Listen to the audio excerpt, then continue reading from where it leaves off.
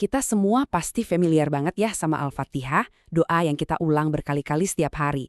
Tapi, pernah nggak sih kita benar-benar berhenti sejenak dan mikirin apa sih sebetulnya makna di baliknya?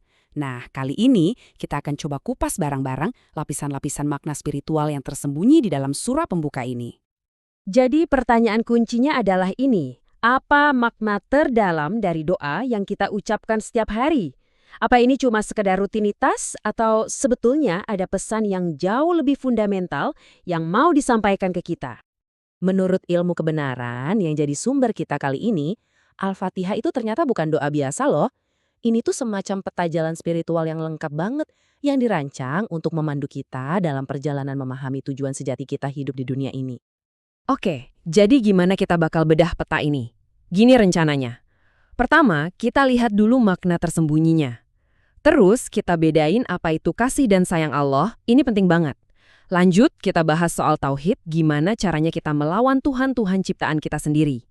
Keempat, kita dalami soal hukum keadilan dan apa itu ibadah sejati. Dan terakhir, kita telusuri jalan yang lurus itu kayak gimana. Dan siapa aja 3 tipe musafir yang ada di sana. Oke, kita mulai dari bagian pertama, makna tersembunyi Al-Fatihah.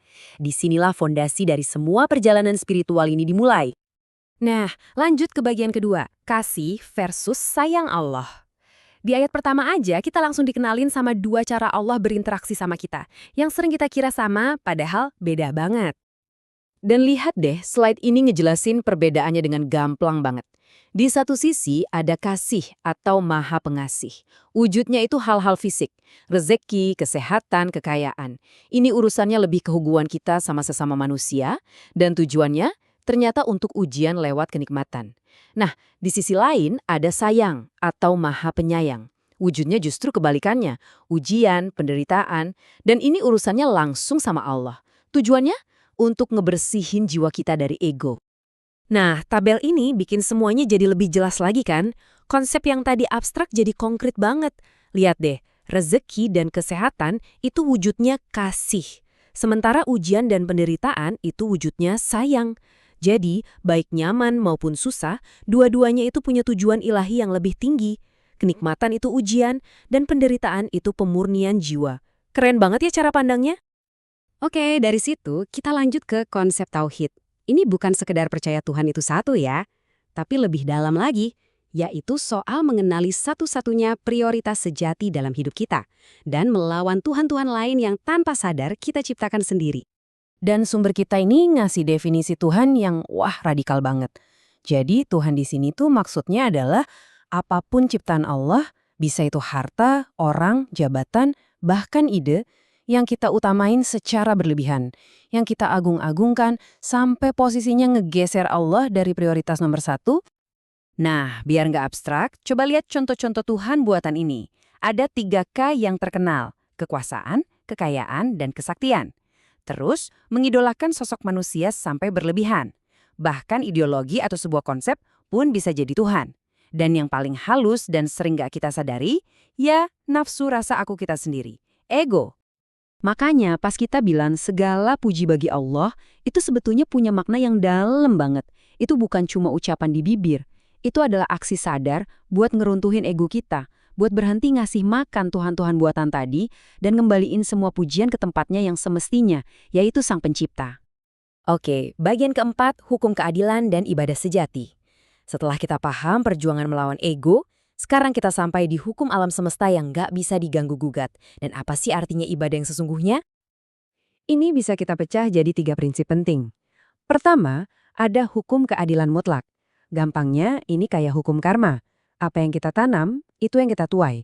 Setiap perbuatan, sekecil apapun, pasti balik lagi ke kita. Nggak ada diskon. Kedua, nggak ada yang namanya syafaat atau perantaraan. Keadilan Allah itu mutlak, nggak bisa ditawar-tawar atau dioper ke orang lain. Kita sendiri yang tanggung jawab penuh. Dan ketiga, ibadah sejati. Nah, ini dia. Ibadah itu bukan cuma ritual sholat atau puasa aja. Ibadah sejati itu adalah menjadikan setiap tindakan kita, setiap nafas kita itu murni karena Allah. Ini jadi bukti kalau kita udah bisa ngendaliin nafsu kita. Terus gimana dong caranya kita jalan di jalur ini?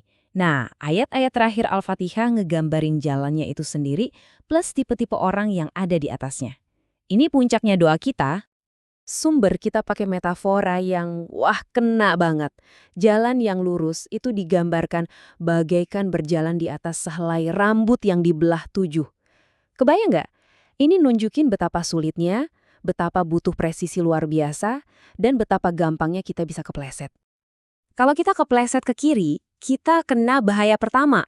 Kita bakal didominasi sama nafsu yang gila pujian dan pengakuan dari orang lain. Semua yang kita lakuin, ujung-ujungnya cuma buat dapat validasi dari luar. Kalau keplesetnya ke kanan, kita masuk ke perangkap kedua, ego. Kita dikuasai sama nafsu rasa aku. Mulai ngerasa diri paling hebat, paling pinter, paling suci dari yang lain. Wah, ini jebakan kesombongan spiritual yang bahaya banget. Dan mungkin bahaya yang paling nggak kelihatan adalah berhenti di tengah jalan. Ini biasanya karena kita didominasi sama nafsu rasa suci.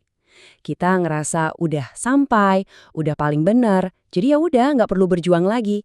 Padahal ini stagnasi spiritual yang mematikan. Pada akhirnya, ayat terakhir itu ngebagi manusia jadi 3 kelompok dalam perjalanan ini. Pertama, mereka yang diberi nikmat. Nikmat di sini bukan nikmat duniawi ya, tapi nikmat rohani, karena mereka berhasil tetap di jalan yang lurus. Kedua, mereka yang dimurkai. Ini adalah orang-orang yang tahu mana yang benar, tapi sengaja ngelawan, sengaja ngabain. Ketiga, mereka yang sesat.